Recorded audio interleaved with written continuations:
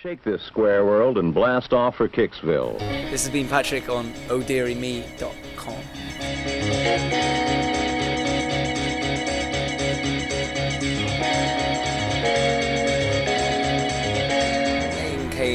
I was playing a solo show on my own, just with like a keyboard, and had a bass drum and a tambourine. It was a kind of one-man band outfit, and I built up like quite a good following back in the southwest, and people kind of latched onto it because I think maybe it was slightly different from anything else that was going around.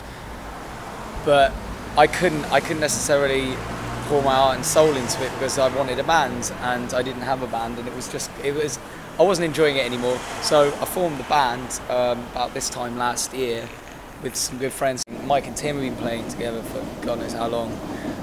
So kind of put things together, and we started practicing in garages, and then got told that we were too loud. So we practiced in conservative clubs, and they told us that we were too loud. So now we don't practice at all. We just do But gigs. it doesn't show.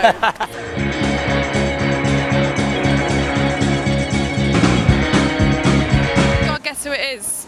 It's Richard from Hardfi. How are you? I'm good. How are you doing? I'm good, thank you. So we're here to see Patrick James Pearson Band. Yeah, they're a cool bunch of guys. They're good. Yeah. They sound great, I think. You know. Out of 5, what would you give them? You got to give them 5. Yeah. Yeah. Good. And they got a kind of like they got a cool sound, and they got good tunes. They're nice guys. What can you ask for? And watching those guys, you can see that they really want it.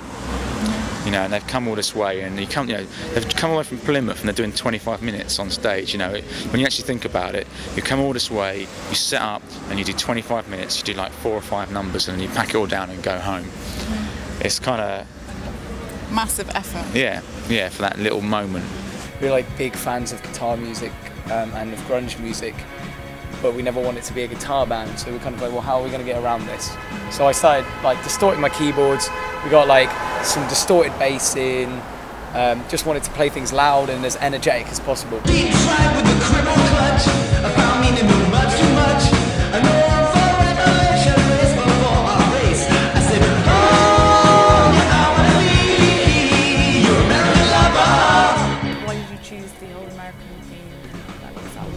Well, it kind of came about. I was listening to the Lust for Life album over and over again on repeat. I was like such a big fan of Iggy Pop and David Bowie, but more of his production on that album.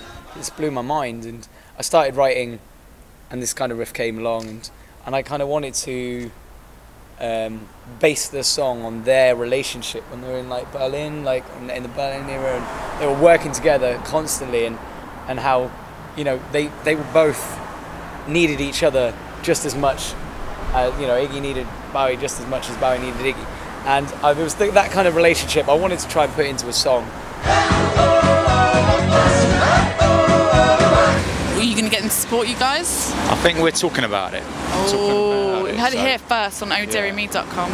So tell us a bit about what Hardfi have been up to. We've been, God knows what we've been doing, but finally we've got our arse together, and we've got our new albums coming out, Killer Sounds, August 22nd, and we're touring obviously at end of September, and hopefully we'll have PJP guys coming along. You know, I know that it's not easy touring these days. You know, it's not the cheapest thing, and if you ain't got a lot of money to go, yeah, we'll tour, and so we need to they need to sort their stuff out, and hopefully we'll get it all together, and yeah, it'd be cool. Pretty well disagrees with the amount of tax that you have to pay and the amount of money that you have to spend on fucking rubbish food nowadays. It's getting harder and harder to live in. So this is a song about that. I quite like what you said on stage. Can you elaborate on that, because we're very much about being self-sufficient and that's right, independent, but you know, not losing your morals to kind of, you know, get somewhere. So no, of course. Well, I'd love to elaborate on this because this is what I love. The main reason and stipulation with the song is I don't agree with this coalition government, you know, bringing up, you know, making it easier for richer people to live and making it harder for poorer people to live. And unfortunately, you know, I fall into the category where I'm a working musician, and like I teach little kids little instruments, like groups of 30, and that's my main job. And they could well be taking the funding away from that because they don't believe in music being important for, you know, this next generation.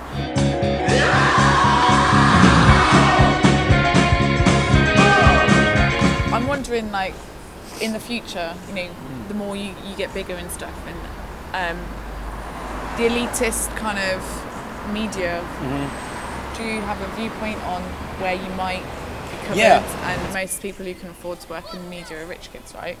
So a lot of, you know, Peaches Geldof gets her own TV show, you know, things like that. That's what I'm trying to get at. Well, I mean, I'm just quite interested. Yeah, what my opinions on that? I mean, fair enough if they want to get their own TV show. I think, like, but would you go on it? Would you go on the TV show? I think that's the rule of thumb. You know, people will go, "Oh, you've been on that TV show. You're obviously selling out." Are you selling out if you still stick to your principles and you still say something good? Now I firmly believe that the people that are going to watch those TV programs are the next generation of kids. Okay, and having taught these kids, they believe everything that they see these celebrities say, and these celebrities do and sing. So if you say the right things and you be positive about what you're trying to voice, then I think, yeah, go for those shows. It would never be a sellout, really, if you're using it for good and you're saying something positive. Because also, you know, classism, like, is not really a good thing to suffer from classism. You know, it doesn't really matter where you're from, like, in what social class you were born into. It's about what you do with it that counts. I was involved in some political EDL marches down in Plymouth not so long ago, where fascists were trying to walk our streets of Plymouth, saying that multiculturalism isn't a good thing, and they were just a bunch of thugs, really, and everybody in the community came together, from perhaps, you know, well-off people to not so well-off people to mixed race people. Like, everybody came together and supported the anti-fascist movement, and I felt so wonderfully humbled by everyone coming together in this whole community spirit, and I think that's what really counts. Whether you're rich or whether you're not, as long as you can stand for something that's worth standing for, then I'm not going to hold that against them. You know, there's certainly some people that will abuse their positions of money. Is your bank account finally in the plus now? It's all right. It's all right. It's getting a lot better. But it's better than it was, that's for sure. Yeah. You know, but hey, you can always move up the rich list. Woohoo!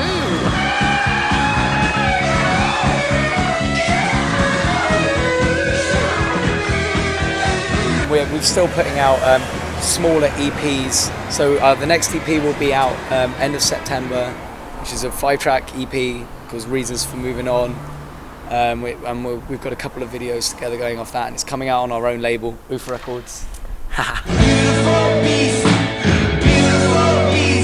you bar your teeth in the face of their feet. You clipped your wings and rolled your bones. An English heart and American clothes. English heart and American clothes.